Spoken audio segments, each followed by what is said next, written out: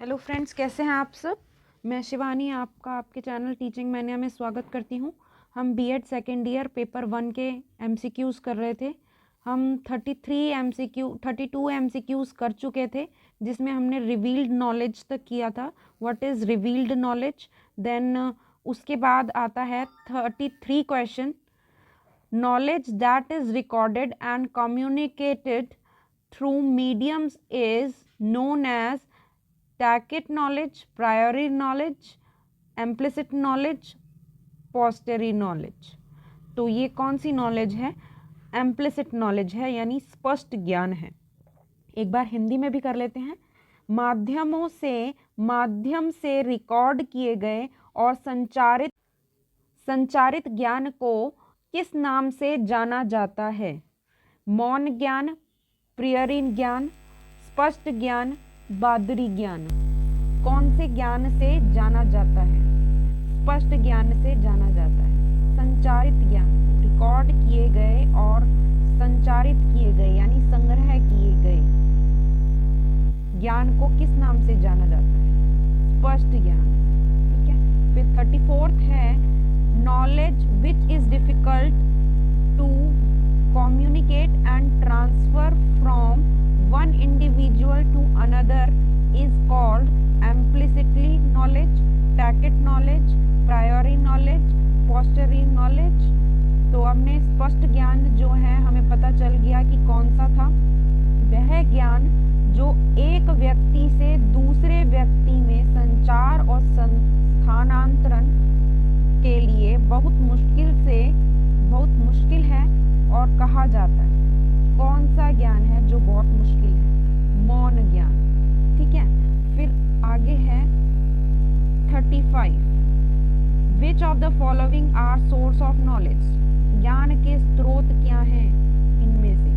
Home, school, society, all of them. निम्नलिखित में से कौन सा ज्ञान के स्रोत हैं? घर, स्कूल, समाज, उन सबको। सभी जो हैं ज्ञान के, घर से हमें नॉलेज मिलती है, स्कूल से, समाज से, उन सभी को ज्ञान के स्रोत माना गया है। Knowledge that we gain, next है knowledge that we gain through school, home, community is knowledge through senses, knowledge through authority, knowledge through reason, knowledge through tenacity. क्या होगा इसका आंसर? नॉलेज थ्रू अथॉरिटी यानी प्राधिकरण के माध्यम से ज्ञान। मैंने आपको कराया था स्कूल, घर, समुदाय के माध्यम से हमें जो ज्ञान प्राप्त होता है उसे प्राधिकरण ज्ञान कहते हैं, यानी अथॉरिटी ज्ञान कहते हैं, जिसको टेस्टिमनी भी बोलते हैं। ठीक है। फिर सेकंड था इसका राइट आंसर, प्राधिकरण के माध्यम से ज्ञान यानी नॉलेज थ्रू अथॉरिटी। फिर नेक्स्ट है 37। Knowledge of something immediately based on one's feeling rather than fact is knowledge through intuition यानी अंतर्ज्ञान के माध्यम से ज्ञान। Knowledge through senses यानी सेंस यानी इंद्रियों द्वारा, जो इंद्रियों के माध्यम से जो ज्ञान प्राप्त होता है वो ज्ञान।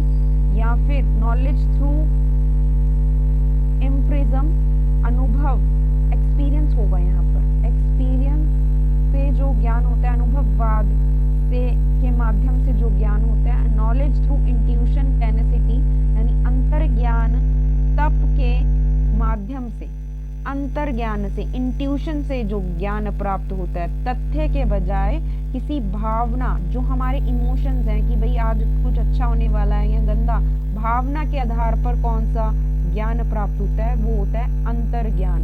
अंतर्ज्ञान यानी इंट्यूशन, एक इंट्यूशन हो जाती है कि आज कुछ अच्छा होने वाला है या बुरा होने वाला है। ठीक है।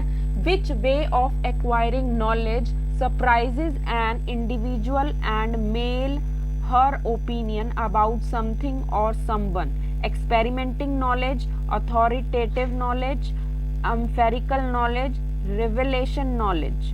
कौन सा ज्ञान प्राप्त करने का कौन सा तरीका किसी व्यक्ति या किसी व्यक्ति के बारे में उसकी राय को आश्चर्यचकित करता है।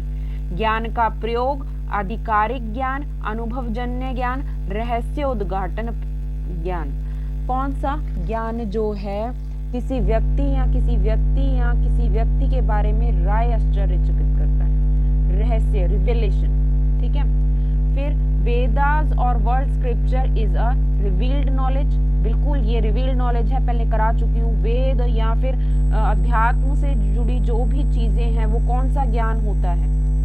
प्रगट नॉलेज। ठीक है, यानी रिवील्ड नॉलेज, रिवील्ड किया गया है। ठीक है, अध्यात्म से, भगवान से जुड़ी कोई भी ज्ञान हो, कोई भी नॉलेज हो, उसको क्या कहा गया है? क्या कहा गया है? रिवील्ड ज्ञान कहा गया है, रिवील्ड नॉलेज कहा गया है, यानी प्रगट ज्ञान कहा गया है। फिर है knowledge that is acquired through observation and experiences is knowledge through empiricism, knowledge through institution, knowledge through revelation, none of these। अनुभववाद के माध्यम से यानी knowledge through empirism। experience और observation का मतलब ही यही है कि अनुभव, experience होना। मैंने आपको एक एग्जाम्पल दिया था, फिर मैं वो एक ही एग्जाम्पल करें हम इसका, तो बहुत पूर्व ज्ञान के आधार पर जो हमें ज्ञान होता है चीज का, वो कहलाता है अनुभववाद। जैसे मैंने आपको एग्जाम्पल पूर्व वीडियो में बताया था कि हमने अगर कहीं आग देखी है तो उसके ऊपर धुआं देखा है आता हुआ, तो हमें ज्ञात हो जाता है कि जहाँ जहाँ आग होती है वहाँ वहाँ धुआं होता है। तो फिर हम अगर वही चीज सिर्फ धुआं देखेंगे तो हम अनुमान लगा सकते हैं अपनी एक्सपीरियंस के आधार पर कि वहां पर आग है, वहां पर आग जल रही है। तो आग, क्योंकि हमने ज्ञान किया हुआ है, पूर्व ज्ञान है हमें कि जहां जहां आग वहां वहां धुआं। फिर नेक्स्ट क्वेश्चन है 41 है knowledge that is psychologically forced on the people to accept it is called dash. ज्ञान जिसे मनोवैज्ञानिक रूप से लोगों को स्वीकार करने के लिए मजबूर किया जाता है उसे डैश कहा जाता है। क्या कहा जाता है? ऐसा ज्ञान जिसे मनोवैज्ञानिक रूप से लोगों को स्वीकार करने के लिए मजबूर किया जाता है। कौन सा ज्ञान है? तप के माध्यम से ज्ञान मजबूर किया जाता है उसको मानने के लिए, स्वीकार करने के लिए। Knowledge through tenacity. ठीक है। फिर उसके बाद है knowledge which can not be believed, जो बिलीव नहीं की जाती, जिस पर विश्वास नहीं किया जाता। कौन सा ज्ञान है? Knowledge through tenacity. तप के माध्यम से जो ज्ञान है उनको बिलीव नहीं किया जाता और साथ में स्वीकार करने के लिए मजबूर किया जाता है, वो ज्ञान तप के माध्यम से होता है, यानी नॉलेज थ्रू टेनेसिटी होता है। फिर उसके बाद है 43 question. Step of knowledge are selection, problem, hypothesis, analysis, centralization, conclusion. ठीक है। तो ज्ञान के चरण क्या है? ज्ञान के चरण है यही, सिलेक्शन, फिर problem, hypothesis, analysis, centralization and फिर कंक्लूजन लास्ट में। चयन, चूज किया जाता है, समस्या और परिकल्पना, विश्लेषण किया जाता है और केंद्रीकरण और सेंट्रलाइजेशन किया जाता है और उसका निष्कर्ष पे आ जाते हैं। ठीक है। तो आपको ये स्टेप्स लर्न होने चाहिए और नॉलेज के, ताकि आप सही सिलेक्ट कर पाए। आप लिख सकते हैं स्टेप ऑफ नॉलेज क्या है? चयन, समस्या, परिकल्पना, विश्लेषण, केंद्रीकरण और निष्कर्ष। फिर नेक्स्ट है 44 the organised data about someone or something obtained from various sources such as newspaper, internet और television etc.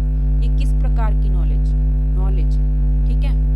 किसी स्रोत या अखबार, इंटरनेट या टेलीविजन आदि जैसे विभिन्न स्रोत से प्राप्त किस चीज के बारे में उत्तेजित डाटा है? ज्ञान के बारे में। ठीक है, ज्ञान होता है ये। 45 dash is wider in scope, यानी डैश दायरे में व्यापक है, डैश स्कोप में संकीर्ण है।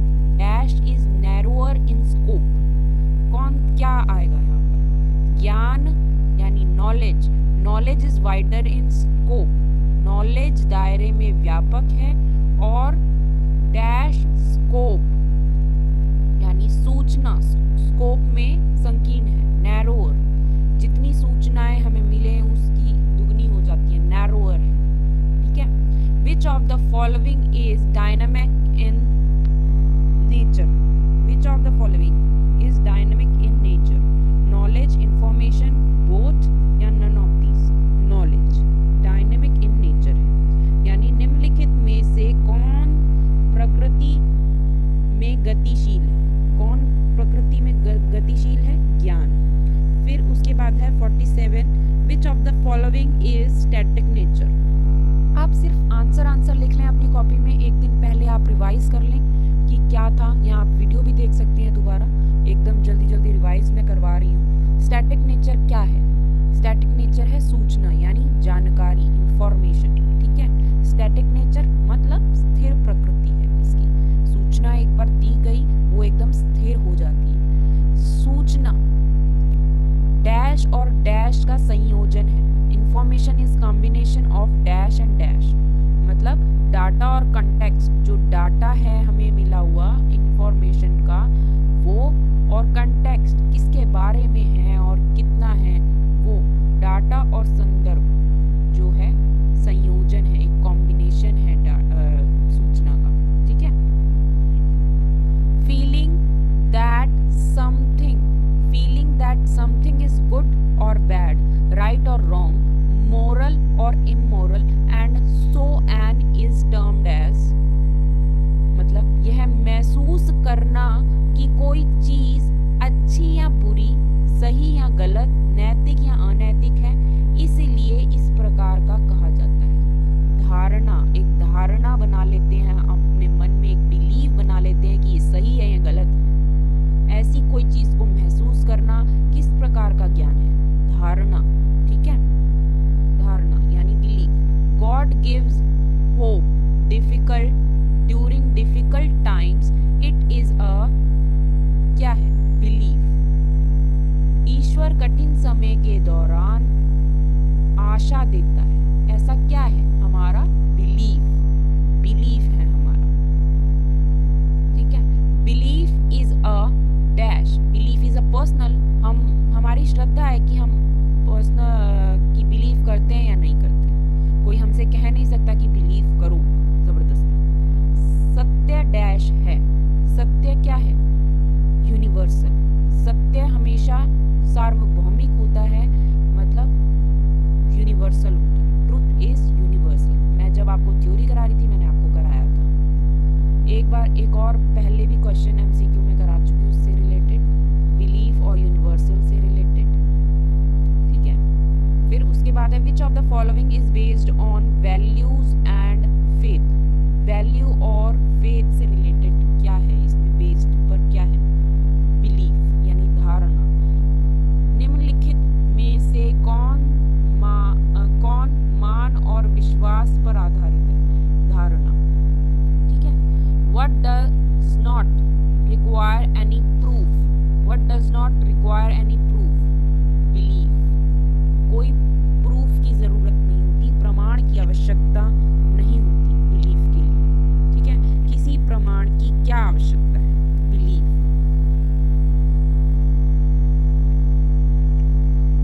Which of the following is type of analysis? Which of the following is the type of analysis? All of these, सभी टाइप की जो ये रीजनिंग है एनालिसिस के लिए आवश्यक है उसके प्रकार हैं, ठीक है। वर्णनात्मक तर्क यानी descriptive reasoning, predictive reasoning, prescriptive reasoning. वर्णनात्मक तर्क भविष्य कहने वाला, प्रिस्क्रिप्टिव रीजनिंग जो है विश्लेषण के तर्क है। आप लिख सकते हैं, बस ऐसे अपनी कॉपी में लिख लीजिए कि प्रकार, टाइप्स ऑफ एनालिसिस क्या है। डिस्क्रिप्ट अगर इंग्लिश में लिखना है आपको इंग्लिश में लिख लें, हिंदी में लिखना है तो हिंदी में, ठीक है। एक दिन पहले रिवाइज करेंगे तो आपको आ जाएगा। विच of the following is based on senses, senses पर बेस्ड है, सेंसेस पर बेस्ड नहीं है। अब देखो गलती होगी ना मुझे, विच of the following is not, not जरूर ध्यान से पढ़ लें, not based on senses. Imagination, imagination जो है सेंसेस से बेस्ड नहीं है, आधारित नहीं है। कौन? कल्पना। फिर 56 dash is a way to make sense of ideas, experiences and behaviour.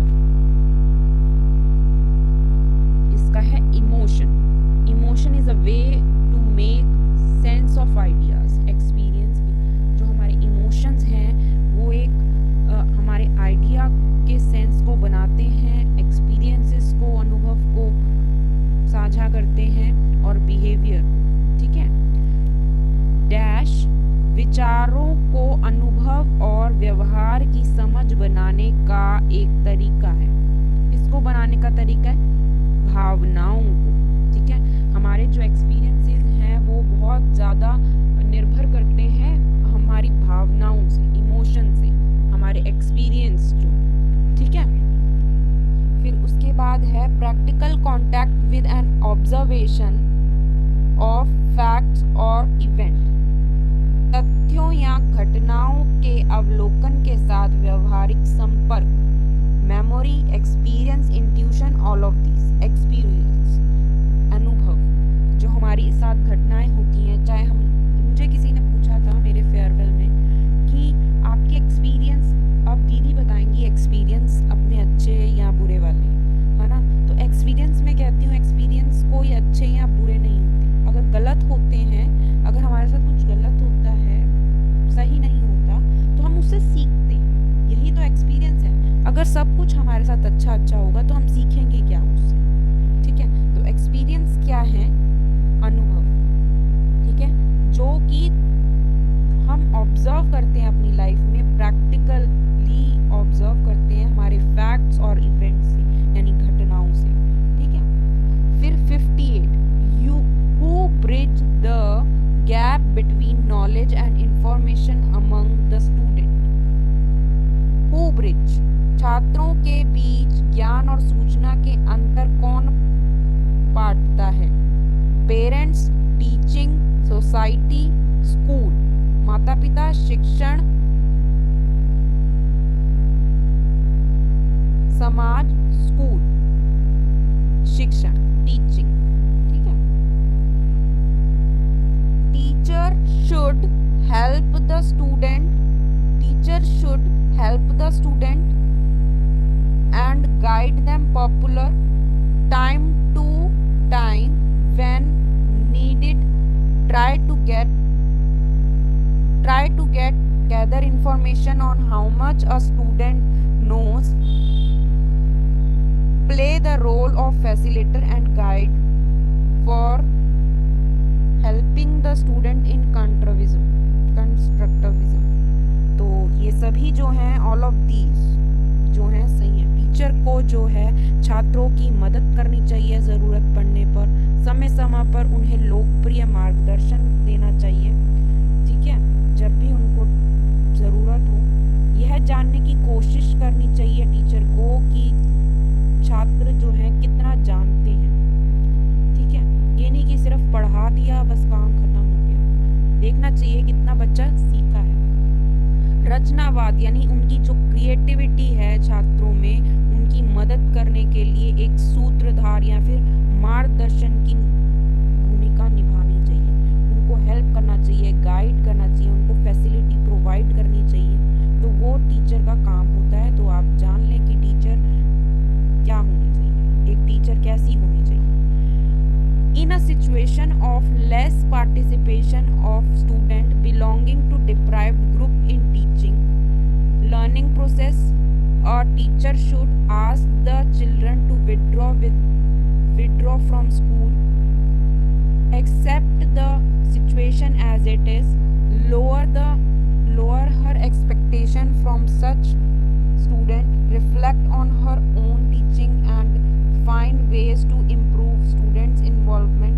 यानी बच्चों को स्कूल से वापस जाने के लिए कहें, ठीक है। शिक्षण सीखने की प्रक्रिया में एक वंचित समूह से संबंधित छात्रों की कम भागीदारी की स्थिति में एक शिक्षक चाहिए। क्या बच्चों को स्कूल से वापस जाने के लिए कहे, इस स्थिति को वैसे ही स्वीकार करे जैसा वह है, ऐसे छात्रों से उसकी अपेक्षा कम करे, अपने स्वयं के शिक्षण पर प्रतिबंधित करे और छात्र की भागीदारी को बेहतर बनाने के तरीके खोजे। तो क्या हो गया? फोर्थ, अपने स्वयं के शिक्षण पर प्रतिबंधित करे और छात्र की भागीदारी को बेहतर बनाने की तरीके खोजे। ठीक है, तो आज के लिए इतना ही। 30 क्वेश्चन हमने कल किए थे, 30 क्वेश्चन आज कर लिए। अब शायद से मैं सेकंड जो पेपर है उसके भी जो है MCQs डालूंगी, क्वेश्चन बैंक डालूंगी। तो ये मुझे मेरे इंस्टीट्यूट के ग्रुप पे मिले थे, तो आप प्लीज़ इनको कर लीजिए ताकि आपका जो एग्ज़ाम है आपको पता चल जाए कि किस प्रकार के क्वेश्चंस आने वाले हैं। Thanks for watching my video, please and